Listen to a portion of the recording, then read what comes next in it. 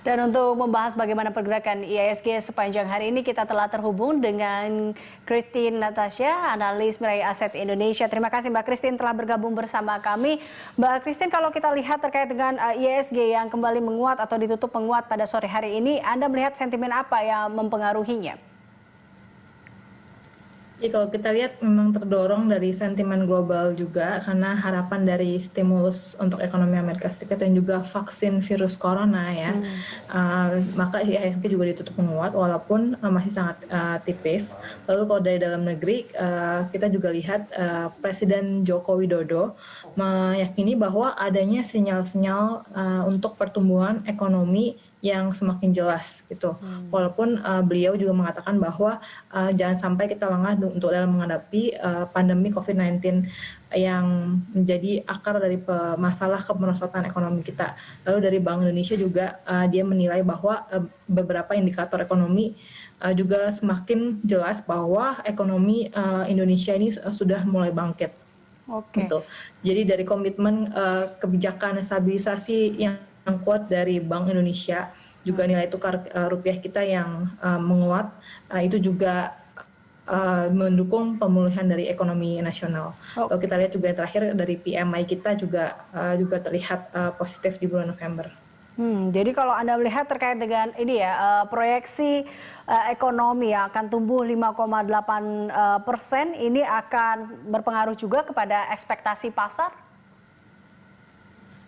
Ya, ekspektasi pasar saat ini sangat positif akan bangkitnya ekonomi Indonesia di 2021, di mana juga kita berharap bahwa vaksin akan mulai didistribusikan di tahun 2021 dan majority di second quarter 2021, dan juga dari pemerintah kita sendiri juga mengeluarkan banyaknya peraturan, terutama dari Omnibus Law atau Undang-Undang Cipta Kerja yang akan memberikan kemudahan lebih untuk para pelaku usaha ke depannya, dan juga optimisme dari investor masih ada untuk outlook komoditi tambang untuk tahun depan, terutama yang merupakan bahan dasar pembuatan baterai EV, itu juga memberikan sentimen positif terhadap IHSG kita. Oke, Mbak Christine, ini kita juga dengar tadi bahwa Bank Indonesia nampaknya tetap akan memberikan suku bunga rendah, atau kita lihat juga dampak dari suku bunga rendah yang diberikan pada Bank Indonesia. Anda melihatnya seperti apa dampak positif ini? Dan pada emiten apakah ini akan berdampak? Sebenarnya suku bunga rendah itu berdampak positif terhadap emiten, mungkin lebih ke properti dan perbankan. Dan juga kita harapkan dengan suku bunga yang rendah ini ekonomi kita dapat bergerak kembali, jadi banyak yang dapat seenggaknya kayak meminjam uang dari bank dengan suku bunga yang rendah, yang dimana itu juga akan menjadi motor penggerakkan ekonomi kita ke depannya gitu. Jadi lebih dari situ sih. Oke, Mbak Christine, yang juga menarik terkait dengan emiten konstruksi yang sekarang sedang berbunga-bunga ini, kita lihatnya, Anda melihat bagaimana prospek dari emiten konstruksi ini sendiri? Kalau kita lihat memang dari RAPBN 2021 kita yang budgetnya itu lebih tinggi untuk infrastruktur kita, yaitu juga memberikan sentimen positif selain karena dibukanya opsi SWF, di mana investor asing dapat langsung investasi di infrastruktur Indonesia, itu juga memberikan sentimen positif terhadap toll road construction, terutama waskita ya. Jadinya makanya selain karena ekonomi kita yang akan bertumbuh di 2021 karena pembukaan ekonomi, makanya hal-hal tersebut juga memberikan sentimen positif terhadap emiten construction. Oke, baik. Dengan kita lihat bahwa ada juga suku bunga rendah hingga Omnibus Law, bahwa tadi juga biaya RAPBN untuk konstruksi juga meningkat di tahun 2021. Anda melihat bahwa ini seberapa besarkah juga akan berpengaruh terhadap BUMN konstruksi ke depannya? Kalau saya lihat sih sentimen memang positif, namun kita lihat juga nanti realisasinya bagaimana ke depannya, dan juga dari run rate-nya gimana nanti pas di awal tahun, karena memang sebenarnya kalau construction itu sebenarnya run rate-nya itu lebih tinggi itu di fourth quarter gitu. Jadi mungkin sentimen positif masih akan ada sampai realisasinya apakah itu terrealisasi sesuai dengan harapan gitu di tahun 2021. Untuk saat ini, kalau saya lihat sih memang hanya sentimen pasti naik dulu kan biasanya untuk harga saham.